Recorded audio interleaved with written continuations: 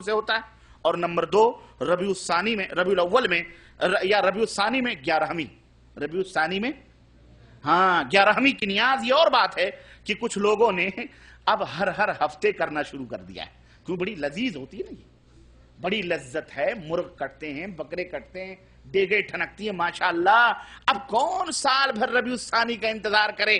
اس لیے جناب عالی اب اس 11ویں کو ہر ہفتے، بولو ہوتا ہے کہ نہیں ہوتا؟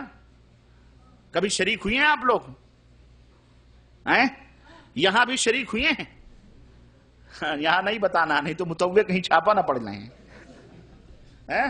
میرے عزیزوں، میرے دوستو، آپ پکاؤ کھاؤ، حلال کھاؤ حرام کھاؤ، اپنے گھر میں کھاؤ، کون دیکھتا ہے؟ لیکن اللہ سب سے بڑا ہے، جو تمہارا نگراں ہے، جو دیکھ رہا ہے جو بھی کر رہے ہیں۔ کہنے کا مطلب یہ ہے کہ اس 2 طرح کے فاتحے بڑے زور و شور سے ہمارے یہاں مناتے ہیں۔ آج میں 11ویں نہیں بلکہ رجب ہی کے اوپر، رجب کے کوڑے کے اوپر اپنی تحقیق میں پیش کرنے کی جرات کر رہا ہوں، اور رجب کے بعد جو دوسرا مہینہ آ رہا ہے، کون سا؟ اس میں بھی بڑی مارکت العرب بدعت اور شرک کے جو ہے وہ کیے جاتے ہیں، ہے کہ نہیں؟ اس میں بھی آ رہی ہر مہینے ہر مہینے مسلمانوں نے خوب جو ہے بنا کر کے، اور اللہ تعالیٰ نے صحیح فرمایا قرآن کریم میں کہ یا ایھا الذین آمنوا ان کثیرا من الاحبار والرہبان لیأکلون اموال الناس بالباطل۔ اے ایمان والو، بہت سارے علماء، بہت سارے مشائخ، بہت سارے دینی رہنما لوگوں کا مال باطل طریقے سے کھاتے ہیں، حرام طریقے سے کھاتے ہیں۔ لوگوں کا مال کس طریقے سے کھاتے ہیں؟ حرام طریقے سے کھاتے ہیں۔ وَيَصُدُّونَ عَن سَبِيلِ اللَّهِ، اور لوگوں کو اللہ کی راہ میں، اللہ کی طرف آنے سے لوگوں کو روکتے ہیں۔ آج کتنے لوگ ہیں حرام طریقے سے اپنے جہنم بھر رہے ہیں۔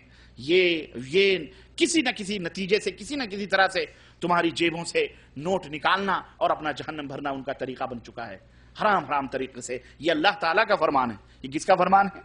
اللہ تعالیٰ کا فرمان ہے۔ اس لیے اس کو اپنے ذہن میں رکھو میرے بھائیو۔ شاید آپ اس حقیقت کو جانتے ہیں کہ آؤ ہم تمہیں ذرا سا ابتدائے اسلام کی طرف، ابتدائے اسلام سے ہم تمہیں اس بدعت کی، رجب کے کوڑے کی حقیقت کو تاریخی تسلسل کے ساتھ جوڑ کر کے بتلاتے چلیں کہ آپ اس حقیقت کو شاید جانتے ہیں کہ اسلام کی شوکت و عظمت سے، ابتدائے اسلام کے اندر اسلام کی عظمت اور اس کی رفعت اور بلندی سے متاثر ہو کر بے شمار عجمیوں نے، بے شمار یہودیوں اور مجوسیوں نے اسلام قبول کر لیا۔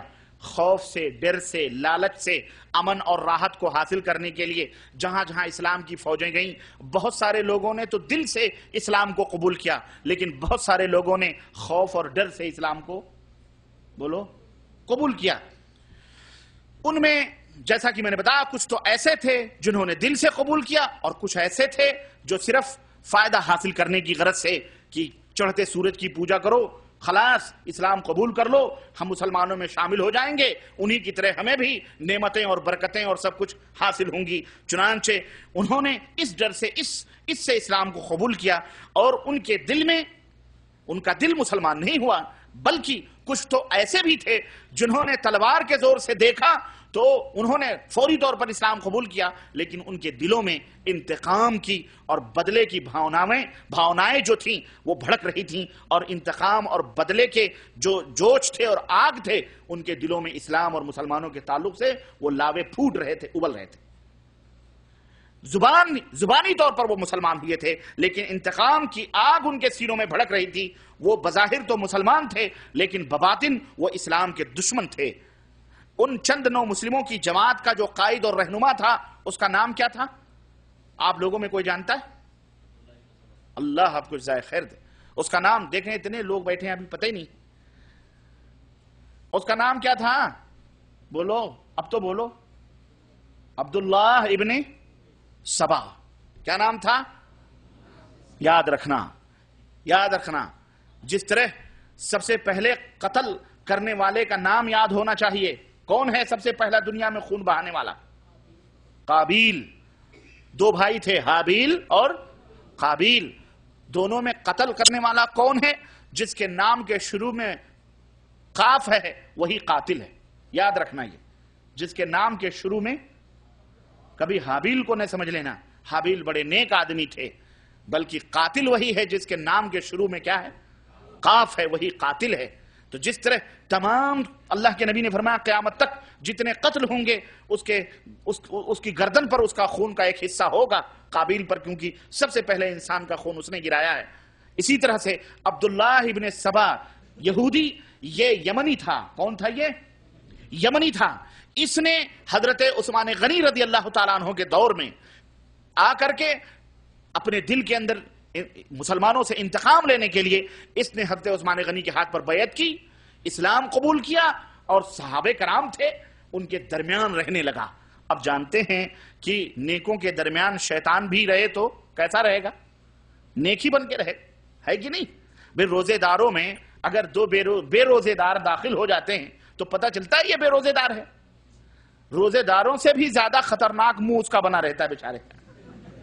ہاں، ایسا رومال مار کے ایسا بنا رہتا ہے مسکین کی جیسے یہ تو شاید 2-3 دن ابھی تک کھانا نہ کھایا، جبکہ پیٹ بھر کے آ رہا ہے گھر میں سے.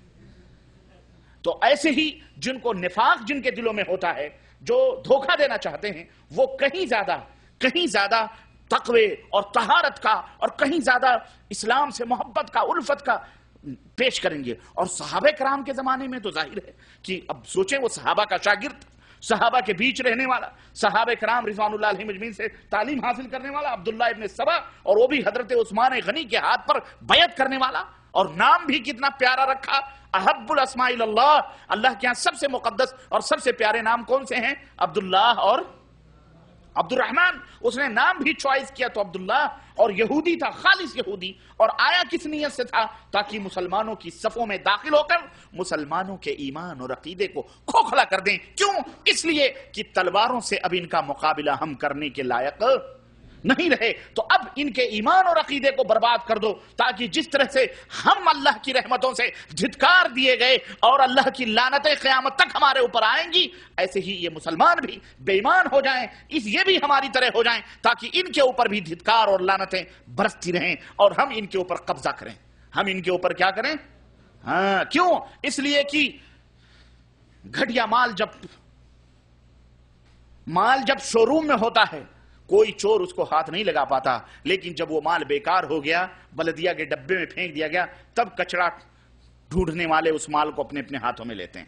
تو جیسے ہی جب ایمان مسلمانوں کے سینوں سے نکال دیں گے، پھر اللہ کی رحمت سے یہ دور ہو جائیں گے، پھر ان کو جیسے بھی چاہیں گے ہم ان کو استعمال کر سکتے ہیں. لیکن جب تک ایمان کا کرنٹ، ایمان کی بجلی ان کے سینوں کے اندر رہے گی، ان کو ہاتھ لگائیں گے تو شاٹ مارے گا، ان کو ہاتھ لگائیں گے تو کیا ہوگا؟ ہاں، آج تمہاری بستیوں کی بستیاں پلٹ رہے ہیں، یہ کہیں کوئی شاٹ ان کو لگتا ہے؟ ہاں، تم بالکل ایسے ترنے والے بن چکے ہو کہ وہ نگلتے جا رہے ہیں، ڈکار تک نہیں لے رہے ہیں. اتفاق سے آج کا یہ جلسہ 11 ستمبر کو ہو رہا ہے. وما ادراک 11 ستمبر، تمہیں معلوم ہے 11 ستمبر کیا ہے؟ معلوم ہے؟ یاد آ گیا؟ مجھے ابھی یاد آیا ہے تھوڑی دیر پہلے. اتفاق دیکھیں، 11 ستمبر یہودیوں کی سب سے بڑی پالیسی، یہودیوں کی سب سے بڑی سازش کامیاب ہو گئی، اور ان خبیث یہودیوں نے وہ حرکتیں کی کہ خود گند پھیلائی، خود یہ تمام سب حرکتیں کی، اور نام کس کو لگا دیا؟ بولو، مسلمانوں کو. اور 11 ستمبر سے مسلمانوں کا جو حشر ہو رہا ہے، آج دوسرا سال ہے یہ، اور آج رو رہے ہوں گے، بلبلا رہے ہوں گے. آج مسلمانوں اور اسلاموں سے نفرت پھیلانے کے لیے نہ جانے کیسے کیسے میڈیا استعمال کر رہے ہیں ہتھیار، اور میڈیا استعمال کر رہی ہے ایسے اسلحے کے علماء والحدیث.